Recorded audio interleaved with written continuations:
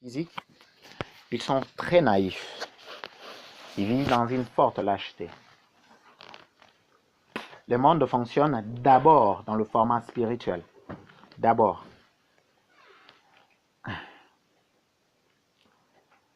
Et notre Dieu, c'est un Dieu qui combat dans le spirituel. On vient de lever l'autel. On a fait quelque chose de spirituel. On a fait quelque chose de spirituel. Et ce Dieu qui nous a appelés, il va agir.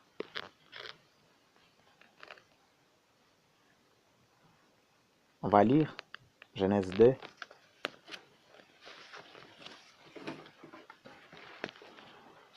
Juste le premier verset. D'autres personnes pourront ouvrir directement dans Exode. Genèse 2. Le premier verset nous dit: Ainsi firent achever le ciel, la terre et toute leur armée. Ainsi firent achever le ciel et la terre et toute leur armée. Exode 15. C'est un cantique. Et c'est Moïse qui chante. Je vais prendre à partir de 3 jusqu'à 6. Voici ce qu'il dit. L'Éternel est un vaillant guerrier. L'Éternel est son nom. Il a lancé dans la mer le char de Pharaon et son armée. Ses combattants d'élite ont été engloutis dans la mer Rouge. Le flot les a couverts. Ils sont descendus au fond des eaux comme une pierre. Ta droite, ô Éternel, a signalé sa force. C'est merveilleux, hein? Ta droite, ô Éternel, a signalé sa force. Ta droite, ô Éternel, a écrasé l'ennemi. Psaume 68. Psaume 68.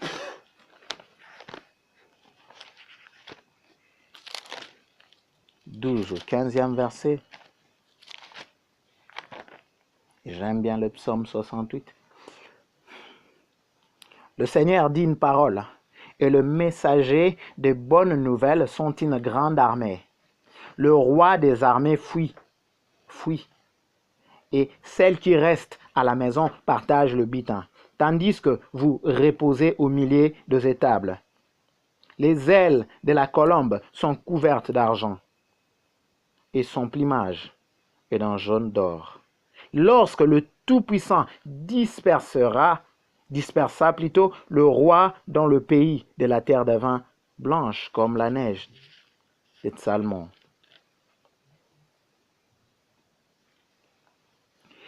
La Bible nous présente déjà Dieu. Il nous le présente dans un format de puissance, de force. Comment toi tu connais Dieu? El Shaddai, le Dieu Tout-Puissant. J'apprécierais te poser une question. Pourquoi nous chantons El Shaddai? Pourquoi nous disons qu'il est puissant? Pour croiser le main? Et même quand il créa la terre et le ciel, il dit, il est écrit, et toute son armée. Ce Dieu puissant, en soi, c'est un chef d'armée. C'est un général d'armée. Alors, si ce Dieu-là est ton chef, c'est que tu es un militaire. Parce que dans Psaume 68, d'où je viens de lire, il est écrit clairement, le Seigneur dit une parole et le messager de bonnes nouvelles sont une grande armée. Dommage, je ne sais pas si tu n'as jamais si tu n'as jamais aimé devenir soldat ou soldate, excuse-moi, en acceptant Jésus-Christ, il est devenu. Ah oui, ça tu dois le savoir. Et tu es en train de combattre le combat le plus féroce parce que ton ennemi, quand il vient même quand tu dors. Il vient même quand tu es épuisé physiquement parce que l'esprit du diable et tous ses démons ne s'épuisent pas physiquement. Toi, tu n'es pas chômeur, mais eux sont des chômeurs. Donc leur travail, c'est de combattre. Alors que toi, tu chercheras la nourriture et tu rentreras épuisé. Et comme un apéritif d'introduction, je dirais, même ce matin, je me suis senti attaqué juste à cause du fait que j'étais épuisé, je n'ai pas prié assez. À cause du fait que j'étais allé au marché hier et je me sentais faible physiquement. Mes frères, l'ennemi que nous avons, j'aime bien expliquer cela clairement. C'est comme l'électricité. L'électricité ne se dit pas, ben, celui qui m'a touché, ce n'est qu'un enfant de 2 ans, que je ne le tue pas. Non. Même si c'est un enfant de 2 ans qui met la main sur la file électrique, elle va mourir. De la même manière qu'un papa de 40 ans. Et c'est ça le diable. Il n'a pas de compte à rendre à quelqu'un. Il s'est acharné. Il a commencé la guerre là-bas, dans le ciel. Pourquoi nous nous retrouvons dans ces combats? Parce que nous aussi, nous sommes des entités spirituelles. Car Dieu dit, créons l'homme à notre image. Or, lui, il est aussi esprit.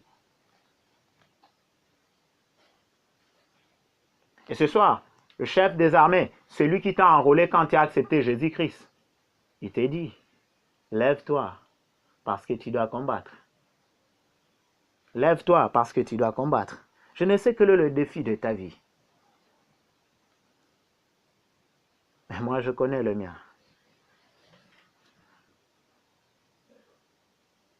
Mais ce soir, tu dois prendre conscience de ce défi-là. Pourquoi la Bible parle de lui comme un chef d'armée? Moïse, il a fait ce cantique. Il dit de lui le chef d'armée.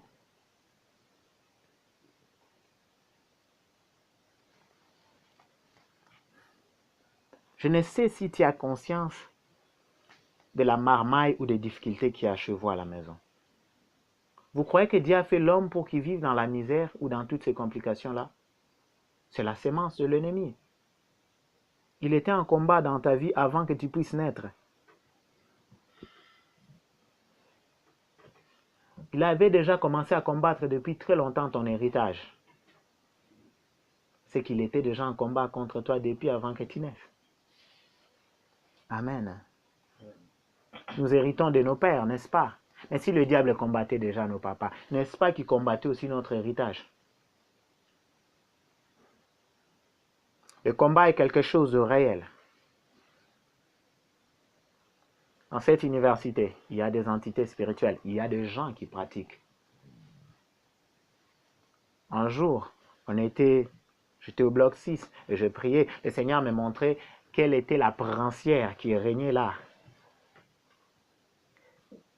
Et le Seigneur me montrait que c'était un esprit des Amériques latines, qui est quelqu'un qui a vécu là-bas dans le bloc 6, qui a amené cette princière-là et qui pousse les gens à la débauche. Un jour, j'étais ici, je crois que je priais même avec Regan, et je voyais aussi, le Seigneur me montrait dans la forêt, loin, derrière, du côté du bloc 6, qu'il y a un esprit qui est là et qui travaille, qui pousse le fils à une vie de débauche. Rien qu'à entrer à Rouden, vous comprenez qu'il y a une forte débauche ici. Ceux qui ont entendu parler de Rouden avant de venir ici, ils ont plus entendu de cette manière-là. Que c'est une université où on ne sait s'il peut y avoir même un chrétien. Parce qu'il y a des entités spirituelles. Et sache-le, autant que tu prieras Dieu et que tu voudras vivre ta destinée, l'ennemi se levera pour te combattre. Que tu le veuilles ou pas. Le combat là n'a pas commencé avec toi et c'est pas toi qui le finiras. C'est pas toi qui le finiras. Ce combat là est réel. Déjà au ciel, il a sémé le bazar, on l'a chassé. Ne blague pas.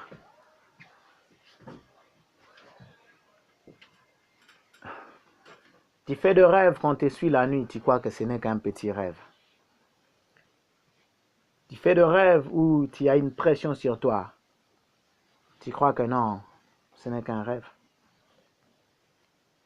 Tu commets le même péché constamment. C'est ce que le Seigneur me montre. Il y a des gens qui commettent toujours le même péché.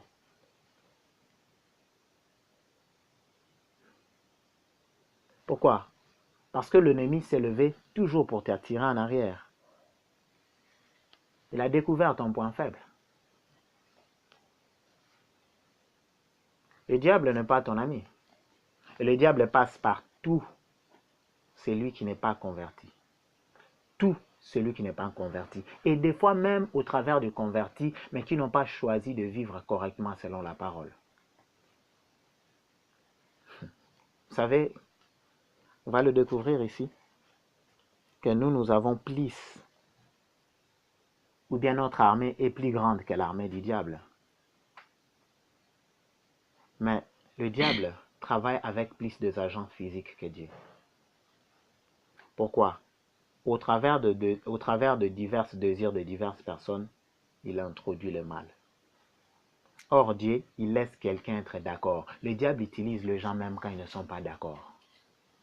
Ce qui fait que sur la terre, le diable a plus d'agents en état physique que Dieu. Or, Dieu a plus d'éléments en état spirituel.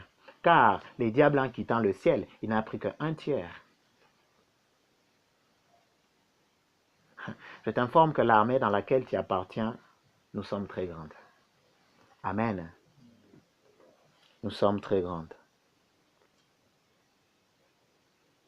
Et cette armée, c'est le type d'armée où, même quand tu es allongé sur ton lit, tu peux commencer à prier. C'est le type d'armée où tu lances tes missiles à grande distance. C'est le type d'armée où le Saint-Esprit te montre de quel côté réellement se tient l'ennemi. Et habituellement, je le vis durant des moments de délivrance où on prie, un démon ne veut pas quitter. L'Esprit me dit clairement, il est ici à la côte de cette personne-là. Et je dis au pasteur, touche-lui ici. Et dès qu'il touche, sûr. Le Saint-Esprit est comme un radar. Et nous faisons partie de cette armée-là. Dès que tu acceptes Jésus-Christ, le combat commence. Tikanloba, diable, Ando Betokara, il ne s'occupait pas de toi. Il savait que tu es déjà chez lui. Mais dès que tu quittes chez lui, maintenant il a les yeux braqués sur toi.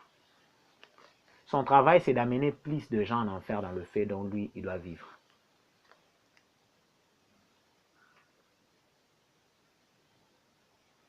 Le diable n'a pas d'amis. Tu sais, quand Dieu te dit de faire quelque chose, tu peux refuser. Mais le diable, quand il donne de l'ordre à ces autres entités démoniaques qui sont en dessous de lui, il n'y a pas de demi-tour. Il n'y a pas de demi-tour. Notre ennemi est risé. La Bible dit de lui qu'il était l'animal le plus risé. S'il a pu séduire un tiers des anges au ciel, à combien plus forte raison les hommes? Et cet ennemi-là utilise l'onction démodée, décalée qu'il a. Parce que jusqu'à là, l'onction qu'il avait opère, mais d'une manière décalée, et ça perd sa puissance au fil du temps. Parce que l'onction ne sèche pas d'un seul coup.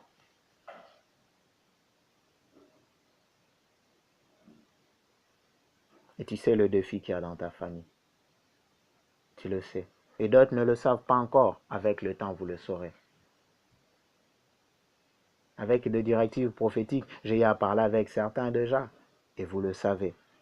Et vous faites partie de l'armée de Dieu.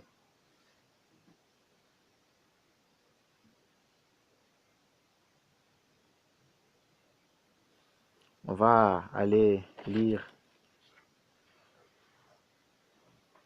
pour voir l'armée de Dieu visible. 2 Rois 6.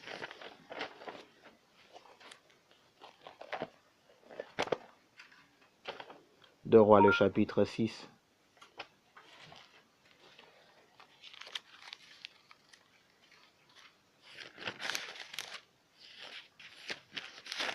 L'histoire, peut-être que nous la connaissons, nous tous. Nous avons entendu parler de cela. Et ça concerne Élisée, qui opérait dans le niveau prophétique très élevé. J'ai commencé par 12, pour juste présenter un peu la situation. L'un de ses serviteurs répondit, personne au roi, mon Seigneur. Mais Élisée le prophète, qui est en Israël, rapporte au roi d'Israël les paroles que tu prononces dans ta chambre à coucher. Et le roi dit, allez et voyez où il est, et je le ferai prendre. On vint lui dire, voici, il est à Dothan. Il envoya de chevaux, de chars, et une forte troupe, qui arrivèrent de nuit et qui enveloppèrent la ville. Le serviteur de l'homme de Dieu se leva de bon matin et sortit, et voici une troupe entourait la ville, avec de chevaux et de chars. Et le serviteur dit à l'homme de Dieu, ah, mon Seigneur, comment ferons-nous? Il répondit, ne crains point, car ceux qui sont avec nous sont en plus grand nombre que ceux qui sont avec eux. Élisée pria et dit, Éternel, ouvre ses yeux pour qu'il voie. Et l'Éternel ouvrit les yeux du serviteur.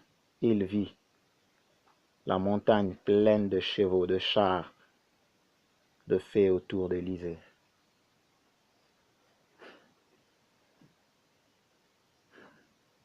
Mes frères, ceci est une réalité. Cet livre n'est pas un récit historique simplement.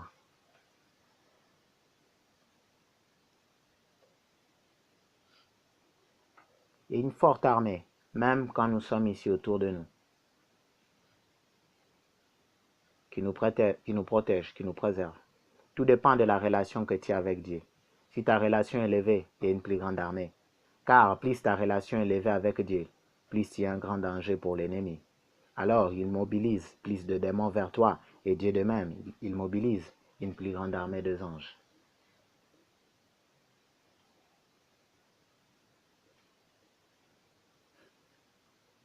Il dit de nuit, il a fallu que je me réveille pour prier, et je ne parvenais pas. Et l'ange de Dieu vint. Certes, je ne l'ai pas vu, mais il tapait sur mon lit, afin que je me réveille. Il tapa 2 fois, je me réveilla. J'ai compris que l'ange de l'Éternel était là. Quelquefois, il m'est arrivé aussi de sentir pleinement la présence des anges autour de moi. Ces choses spirituelles, on ne préfère pas souvent en parler, des craintes à effrayer certains. Mais les anges sont en action autour de nous. Sont en action. Et l'armée de Dieu s'est présentée visiblement aux yeux du serviteur d'Élisée. Comment Élisée pouvait dire qu'il y a une plus grande armée? Parce qu'Élisée avait déjà vu cela. Parce qu'Élisée avait déjà vu cela. Élie, alors que Jézabel l'avait menacé, et ces derniers couraient, ils désiraient la mort. Il a laissé son serviteur en bas de la montagne, il est monté, il s'est couché quelque part. L'ange de l'Éternel vint, lui tapa sur l'épaule et lui dit, mange et bois, car tu as besoin de force. Et ce qui est étonnant, cet ange-là lui avait amené un gâteau et une cruche d'eau. Je me suis posé la question, d'où il avait pris ça? Mes frères, il y a une forte armée qui travaille autour de nous. Tout dépend de la relation que tu as avec Dieu. Tout dépend de l'intimité dans laquelle tu vis. Tout dépend du fardeau que tu as. Tout dépend du fardeau. Dans ma vie, je sais que je ne combats pas seul. Je sais que les anges de Dieu sont là. Et même aujourd'hui, je lisais sur Apocalypse, où il y a les anges qui détiennent les 4 vents sur la terre, afin que ça ne souffle pas pour engloutir. Les anges sont en action. Il y a une forte armée en action. Ce soir, je ne suis pas venu parler des anges, mais je suis venu parler de toi. Quelle est la position que tu as prise? Est-ce que tu te rends compte qu'il y a un combat réel? Le combat spirituel, elle est réelle. Elle est réelle. Et Paul qui dit, nous ne combattons pas avec des armes qui sont physiques. Nous combattons avec des armes qui sont spirituelles.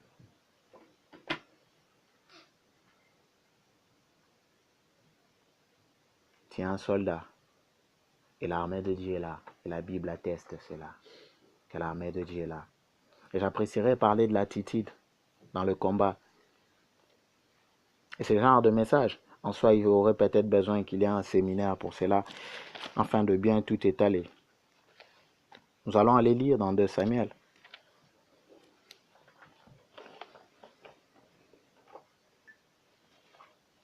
Plutôt, commençons par Exode. Exode 17, 8 à 14.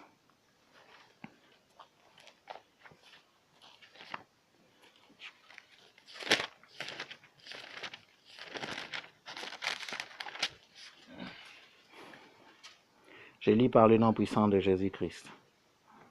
Amalek vint combattre Israël à Réphidim. Alors Moïse dit à Josué, « Choisis-nous des hommes, sors et combat. Amalek, demain, je me tiendrai sur le sommet de la colline, la verge de Dieu, dans ma main. » Josué fit ce que lui avait dit Moïse pour combattre Amalek. Et Moïse, Aaron et Hur montèrent au sommet de la colline. Lorsque Moïse élevait sa main, Israël était le plus fort. Et lorsqu'il a baissé sa main, Amalek était le plus fort. Les mains de Moïse étaient fatiguées. Ils prirent une pierre qu'ils placèrent sous lui, et il s'assit dessus. Aaron et Hur soutenaient ses mains, l'un d'un côté et l'autre de l'autre. Et ses mains restèrent fermes jusqu'au coucher du soleil. Et Josué vainquit Amalek et son peuple au tranchant de l'épée. L'Éternel dit à Moïse, écris cela dans le livre, pour que le souvenir s'en conserve, et déclare à Josué que j'effacerai la mémoire d'Amalek de dessous le ciel. Moïse bâtit un autel et lui donna pour nom l'Éternel est ma bannière. Amen. C'est clair. Est-ce que je dois expliquer ces tranches des Écritures? Quel combat que Josué était en train de mener? Josué sur terrain, il combattait physiquement, alors que Moïse à la montagne combattait spirituellement. Parce que la prière est la conversation avec Dieu. Parce que la prière est une communication avec Dieu. Moïse ne combattait pas physiquement, mais c'est Josué qui combattait physiquement. Tout ce qui a trait au physique a trait au spirituel. Et dans ceci, il y a une vérité.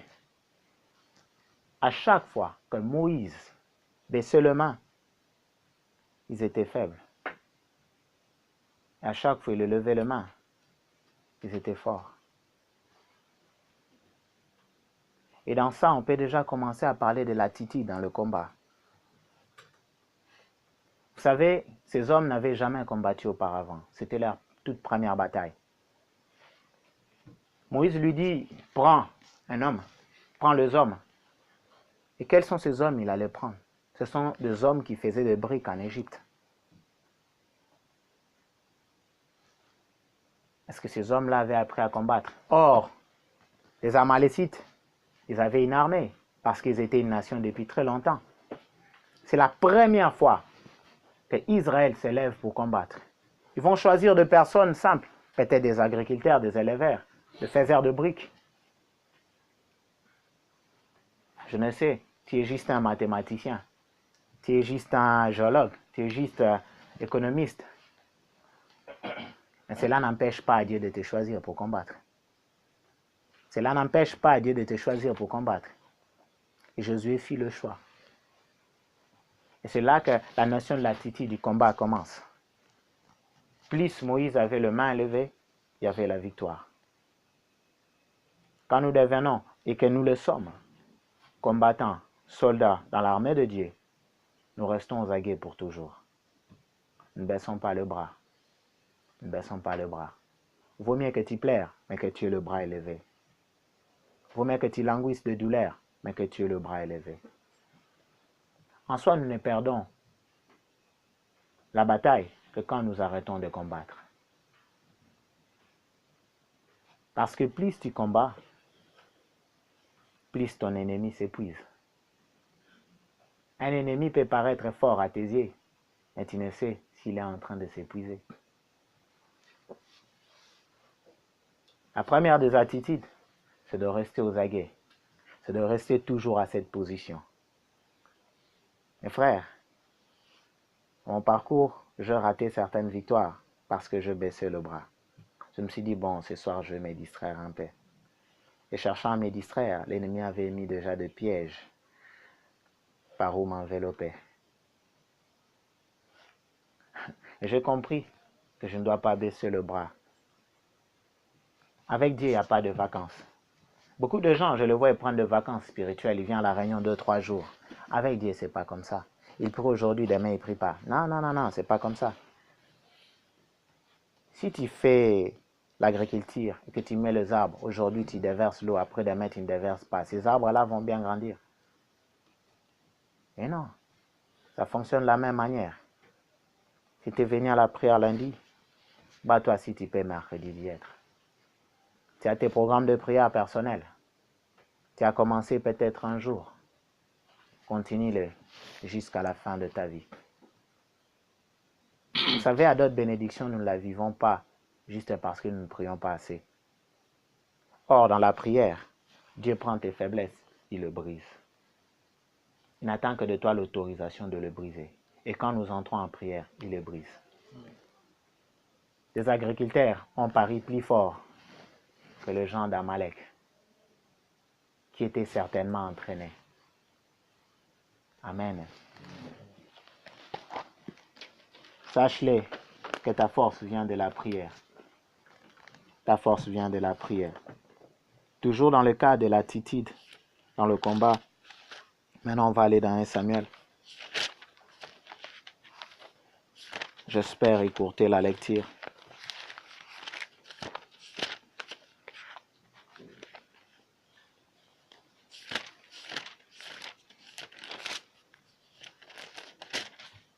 Samuel 17, 26 à 47. David dit aux hommes qui se trouvaient près de lui, « Que ferait-on à celui qui tuera ces Philistins et qui ôtera l'opprobre de dessus Israël? Qui est donc ces Philistins? C'est incirconcis pour insulter l'armée de Dieu vivant. » Le peuple, répétant la même chose, lui dit, « C'est ainsi que l'on fera à celui qui le tuera. » Eliab, son frère aîné, qu'il avait entendu parler à ces hommes, fit enflammer de colère contre David. Et il dit, « Pourquoi es-tu descendu? À qui as-tu laissé ce peu de brebis dans le désert? Je connais ton orgueil et la malice de ton cœur. C'est pour voir la bataille que tu es descendu. » David répondit, « Qu'ai-je donc fait? Ne puis-je pas parler ainsi? » Et il se détourna de lui pour s'adresser à un autre et fit la même question. Le peuple lui répondit comme la première fois. Alors j'explique d'abord ces quelques tranches. Les Philistins se sont élevés contre Saoul afin de le combattre. L'onction de Dieu n'était plus sur Saül. Il avait déjà déçu Dieu. Son cœur n'était pas repentant. Alors, dans le tactique de Dieu, il veut enlever Saül pour mettre David.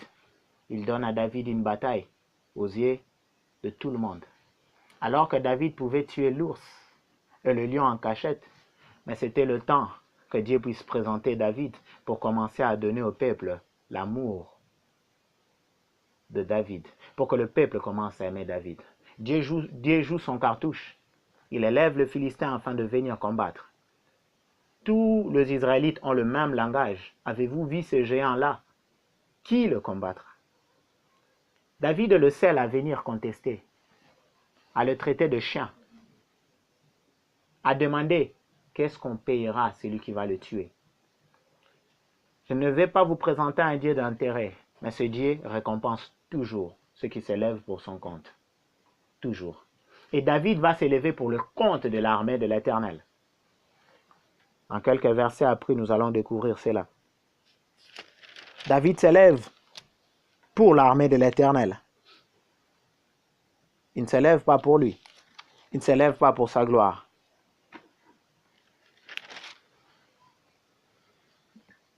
Le premier défi qu'il a, c'est son frère. Laisse-moi te dire, le premier défi que tu auras, ça sera toujours les gens autour de toi qui te diront vraiment, est-ce que toi tu vaux? Toi tu veux servir Dieu? Toi tu paies? Tu sais ce que ça arrive au pasteur? Tu sais à quel âge le pasteur meurt. Tu sais combien c'est difficile de servir Dieu. C'est la même chose qu'Eliab fait. Eliab d'ailleurs s'enflamme en colère. Eliab, tu es l'aîné, pourquoi tu ne combats pas Goliath? Au moins moi j'ai l'audace de dire que je vais le combattre. Il y aura des gens qui ne feront rien pour Dieu, mais qui vont avancer de propos qui chercheront à t'empêcher de servir Dieu. Or, le combat avait déjà commencé. Goliath avait déjà dit. Le Philistin était déjà là. Le décan était déjà face à face. Dans nos vies, dans nos familles, sur cette terre, le combat avait déjà commencé depuis très longtemps. Depuis que le diable était descendu sur terre. Le Christ est venu pour détruire les œuvres du diable. Alors, si toi tu es né de nouveau, tu es enfant de Dieu, c'est que toi aussi tu dois détruire les œuvres du diable. Du coup, tu es son adversaire. La toute première des attitudes, ne prête pas attention aux railleries, aux moqueries de gens autour de toi, aux propos cherchant à te diminuer. Eliab n'était pas au désert quand David était en train de vaincre le lion. Tu as de victoire dans le secret. Quand Dieu te parle au secret, qui est là? Qui est là? Qui est là? Personne. Tu dois apprendre à boucher tes oreilles si tu veux réellement combattre. Vous savez, même quand on a des moments de délivrance, on voit des fois le démon chercher à nous intimider. Et dire, ah, vous êtes rien, vous êtes de fainéants, vous ne saurez pas me chasser. On a vécu ça. Un jour même, un démon qui me dit, ah, tu vas voyager, je vais te suivre là-bas dans l'avion.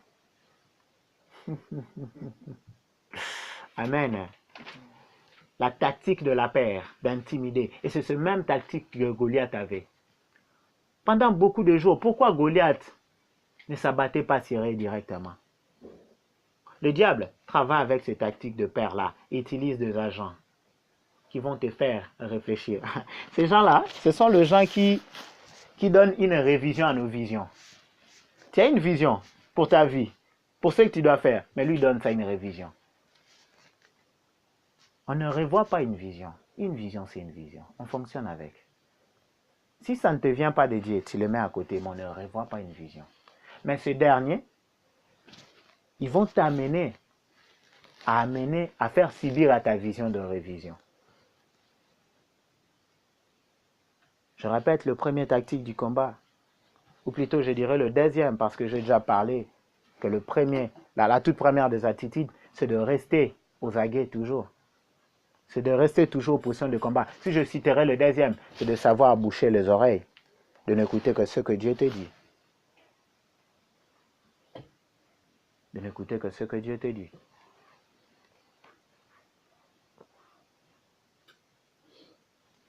Avant que je quitte l'église, une personne m'a dit que Dieu l'avait montré que ce n'est pas le temps. Or, Dieu m'avait montré à plusieurs reprises que c'était le temps. Je dis à la personne, je vais aller prier. Si Dieu me parle, je vais vous dire de repousser à plus tard. Je suis allé prier. Le Seigneur n'a même pas parlé parce qu'il m'avait déjà parlé depuis longtemps. Elle voulait m'amener à révisionner la vision que Dieu m'avait donnée. Amen, hein?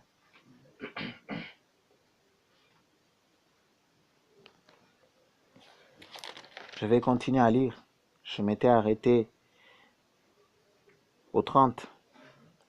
Lorsqu'on y entendit le parole, j'ai commencé par 31. Lorsqu'on y entendit le parole prononcé par David, on le répéta devant Saoul, qui le fit chercher. Amen. Tu dois forger ta réputation qui te permet d'être recruté à combattre l'adversaire. Au travers de paroles qui sortent de ta bouche. Quelles sont les paroles qui sortent de ta bouche? Vous savez, j'avais expliqué ça au bloc D, que chacune des paroles que nous prononçons attire une activité angélique, une activité spirituelle. Et même si je dis spirituelle, c'est toujours angélique parce que ce sont les anges qui travaillent le Saint-Esprit. Soit ça va être des anges maléfiques, soit ça va être des anges de Dieu. Si tes paroles sont des paroles de bénédiction, ceux qui vont travailler, ce sont les anges de Dieu. Si ce sont des paroles de malédiction, Ce sont les anges du diable qui vont travailler. Tes paroles montrent ce qui est en toi. Montre ce qui est en toi. Quelles sont les paroles que vous utilisez? Les paroles de David, c'était différent de tout Israël, parce qu'il était le seul à dire que je peux le tuer. Quand tout le monde sera en train de dire A, B, si c'est pas ce qui doit être dit, toi tu dois dire ce que Dieu te dit de dire. Achab, alors que Josaphat était venu vers lui, devrait aller combattre. Ils ont cherché des prophètes. Tous les prophètes disaient qu'ils allaient avoir une victoire. Finalement, Josaphat lui a dit, y a-t-il pas un autre prophète? Ils sont allés chercher Michée. Et Michée est venu. Avant que Michée arrive, l'eunuque qui était allé les chercher lui dit, tout le monde dit la même chose. Parle de la victoire. Dit aussi la même chose. Michée lui a dit, je ne dirai que ce que l'Éternel me dira de dire. Les paroles qui sortent de ta bouche, sont-ils inspirées de Dieu? Sont-ils en relation avec l'espérance de la foi? Vous savez, les paroles ont des effets. Quand tu parles, ça te donne toi-même l'assurance et ça touche aussi l'extérieur. Parce que quand je parle, mes oreilles aussi écoutent. Amen. Quelles sont les paroles? Or, les paroles démontrent ce qui est au fond de ton cœur. Tu dois commencer à changer tes paroles. Que les paroles de malédiction ne sortent plus dans ta bouche. Les paroles de plainte ne sortent plus dans ta bouche. Les paroles de crainte ne sortent plus dans ta bouche. Car nous ne vivons que ce que nous confessons. Quand nous lisons l'histoire de Job, nous remarquons qu'il est en train... Sa plus grande perte, c'était de perdre tout ce qu'il avait. Et c'est ce qui s'est fait. Et je crois, bloc 8, je parlais de cela. Si Dieu a pris Abraham pour l'installer à Canaan, c'est parce que Noé avait déjà maudit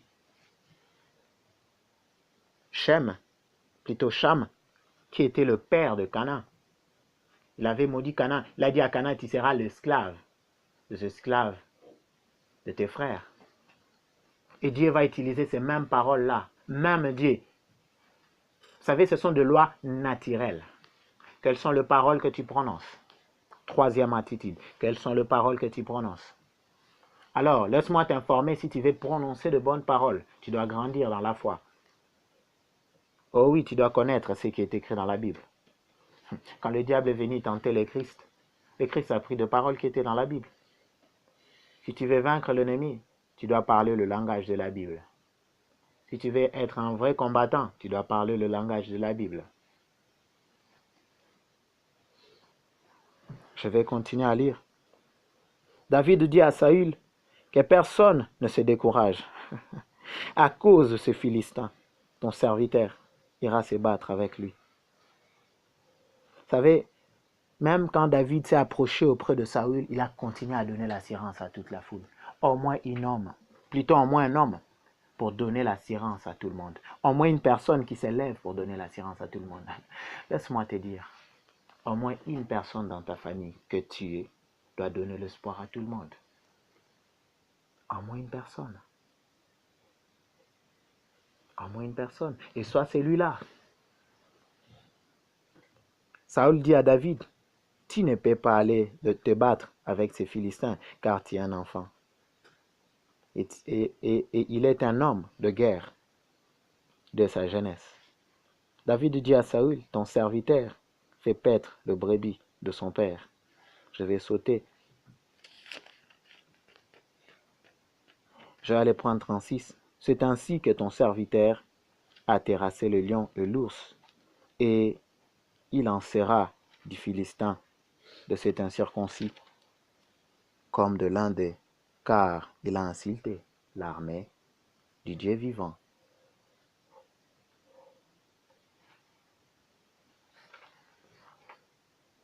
La notion de la parole, il donne de rassurer les gens autour de nous. Et comme je suis en train de vous prêcher ou de partager la parole de Dieu, ça vous aide à avancer avec Dieu. Les paroles que tu sors de ta bouche, si elles sont bénéfiques, ça amène une avancée. Israël était bloqué là, devant une armée, pas de mouvement. Tes paroles pourront amener de l'avancée.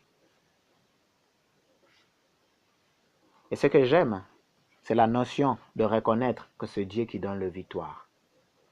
Oh oui, quand nous commençons à combattre, nous oublions que c'est Dieu qui donne la victoire. Des fois, nous sommes emportés dans l'orgueil.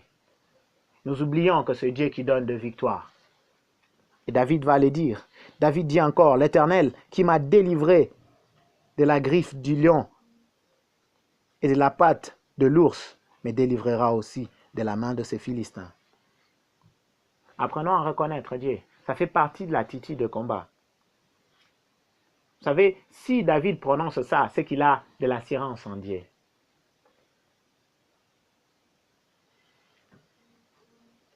C'est la quatrième des attitudes, avoir l'assurance en Dieu.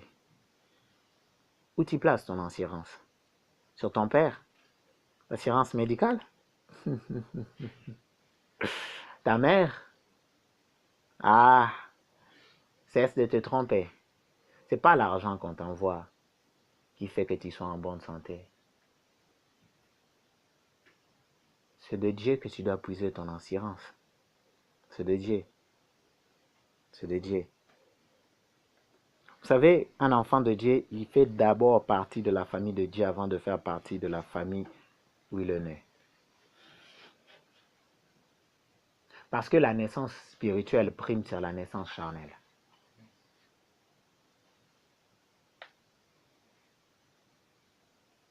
Alors, ton assurance ne peut pas être sur ton père.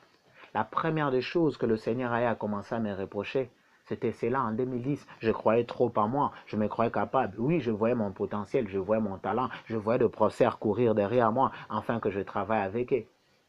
Des assistants, je refusais carrément. Je me prenais la tête, je me prenais pour quelqu'un de fort, un bon architecte dans le futur. Un jour, en 2010, le Seigneur m'a parlé, c'était à l'église Philadelphie, et le prédicateur venait d'Afrique du Sud. Il avait tellement prêché que ça ne concernait que moi. Des larmes coulaient à mes yeux, je ne faisais que le suivre et ça continuait à couler. Or, à la même année, ma mère va mourir. Je n'y ai pleuré que moins de 5 minutes même. Les larmes qui ont coulé le jour où j'ai écouté cette prédication-là a dépassé les larmes qui ont coulé le jour où ma mère est morte. Amen. Mes frères, où tu places ton assurance? Josué savait qu'il y avait un homme à la montagne qui tenait la verge de l'Éternel. Moïse l'a si bien dit, la verge de l'Éternel. En soi, Moïse tenait l'alliance que Dieu lui avait donnée. Amen. Tiens l'alliance que Dieu t'a donnée en haut. Montre à Dieu. Dis-lui, tu m'as sauvé pas en vain. Tu m'as sauvé pour de victoires. Il est temps que nous commençons à obtenir de victoires. Il est temps que le monde autour de nous commence à changer. Parce que le monde autour de nous est dans la précarité, dans la misère. Parce que le diable domine tiré. Il y aurait plein de choses à dire sur cela.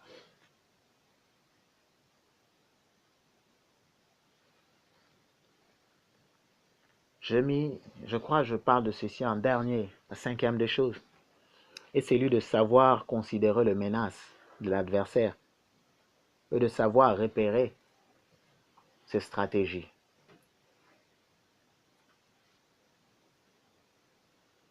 Savoir considérer les menaces. Goliath a menacé, je ne vais pas aller dire ça. Goliath a menacé. David a considéré. Et qu'est-ce que David a fait? Il a aussi menacé. David est venu avec de pierres. Lui-même, Goliath s'est diminué au rang du chien. Dit, tu viens vers moi avec un bâton, comme si tu venais devant un chien. Il lui dit, ok, ton corps, je vais le donner aux chiens, aux oiseaux.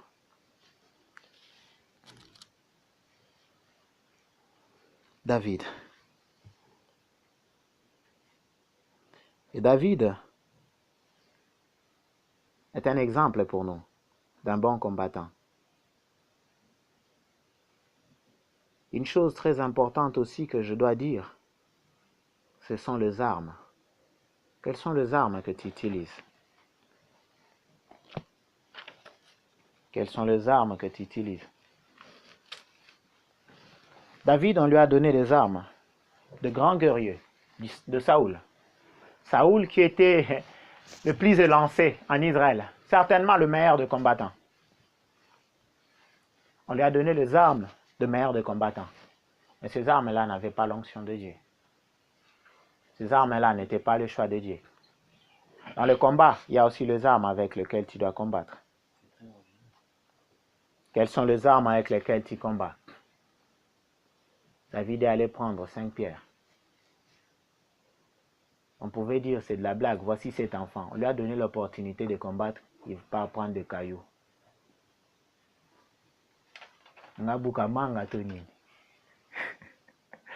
Dommage pour ceux qui parlent français, je ne sais comment traduire. Il veut cueillir une mangue ou quoi? Je ne sais pas si partout on cueille la mangue comme en Afrique avec des cailloux. Amen. On pouvait dire, mais qu'est-ce qui se passe avec cet enfant? On lui donne un bouclier, il ne veut pas.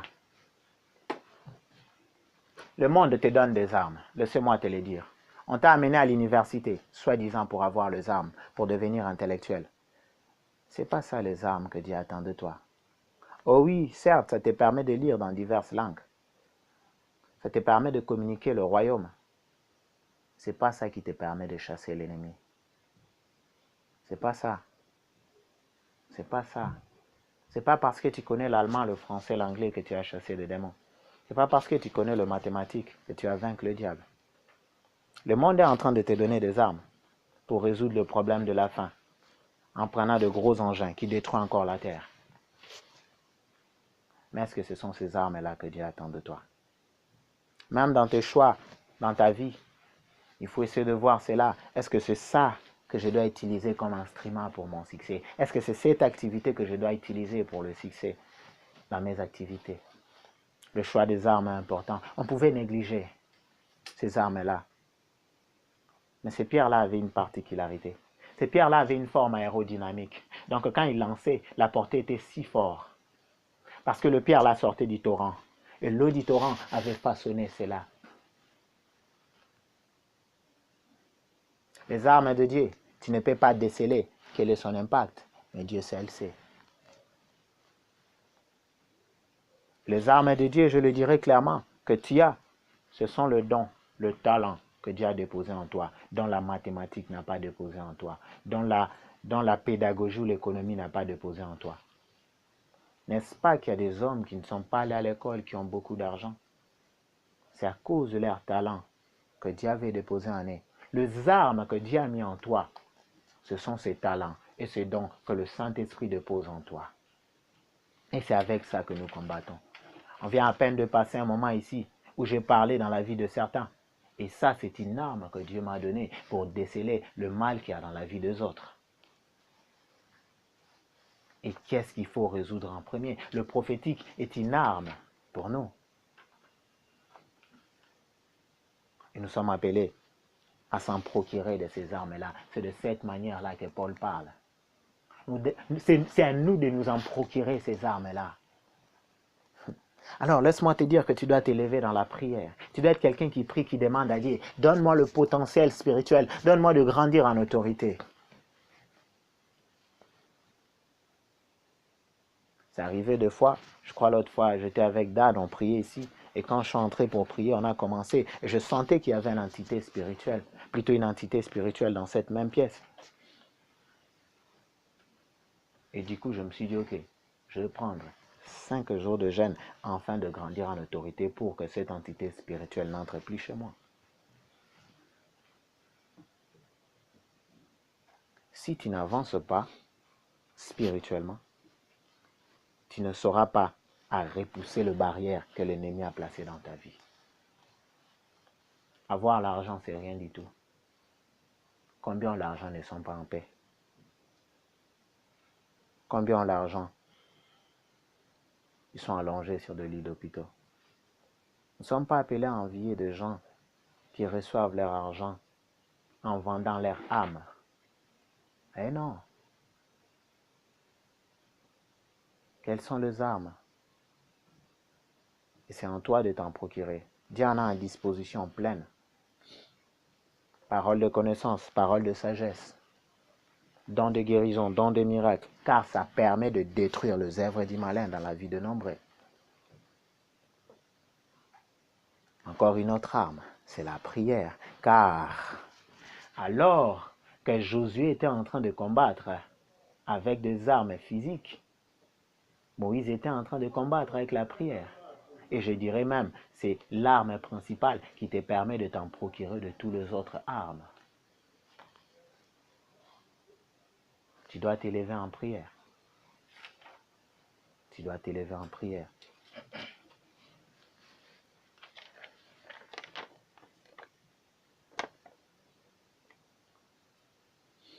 Je crois que je vais même parler déjà de tout. Plus besoin de lire un grand nombre de versets. Mais je vais parler de la vigueur. Vous savez,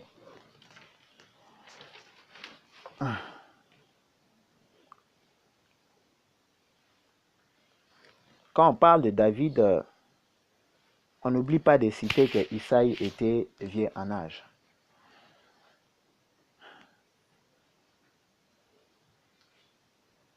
Il n'avait plus assez de vigueur. Ça pouvait être lui, celui qui devait devenir le roi. On ne sait jamais. Il n'avait plus de vigueur.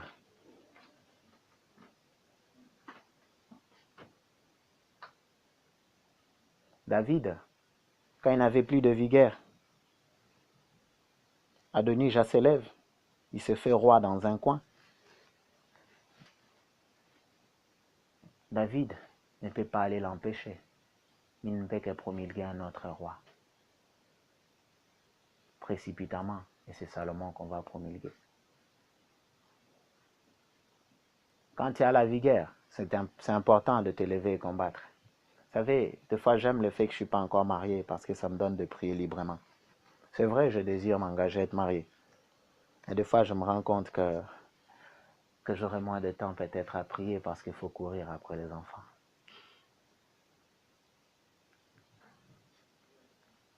Mon frère, tu es encore jeune, c'est maintenant que tu as la vigueur. Peut-être que tu n'as pas une très grande sagesse, mais ça s'accumule, petit à petit. Et c'est à toi d'utiliser la vigueur que tu as. Ne te dis pas que les autres se réjouissent. Oh, moi, je ne me réjouis pas.